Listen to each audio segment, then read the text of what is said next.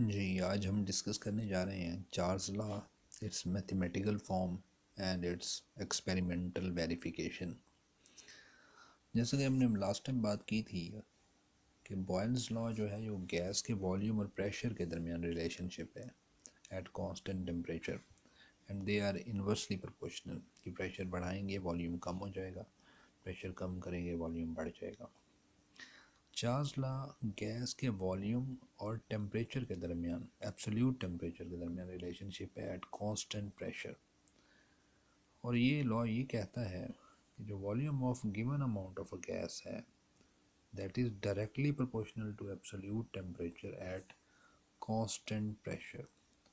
Volume of given amount of a gas is directly proportional to absolute temperature at constant pressure। जो gas का volume है वो absolute temperature के directly proportional होता है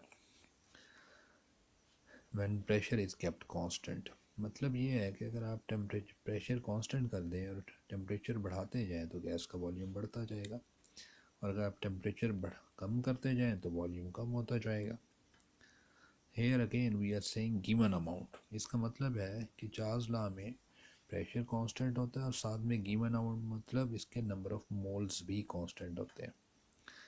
तो ये दो चीज़ें कांस्टेंट होती हैं, वॉल्यूम और टेम्परेचर आपस में डायरेक्टली प्रोपोर्शनल होते हैं। Mathematically V is directly proportional to T या V is equal to K T. K is proportionality constant. अगर हम T को दूसरी तरफ ले जाएं तो V over T, volume of divided by temperature that is equal to constant. मतलब ratio of volume and temperature that will be constant, ये कांस्टेंट रहेगी value if temperature pressure and number of moles constant रहे। तो अगर हम temperature पहले T1 था इसको इंक्रीज़ करके T2 कर दें तो वॉल्यूम भी V1 से चेंज होके V2 हो जाएगा। तो mathematically V1 over T1 is equal to K. Similarly V2 over T2 that will also be equal to K. So we can say कि V1 over T1 will be equal to V2 over T2. That is the other form of Charles law. जैसे कि हमने Boyle's law में कहा था कि PV product of pressure and volume is constant at constant temperature.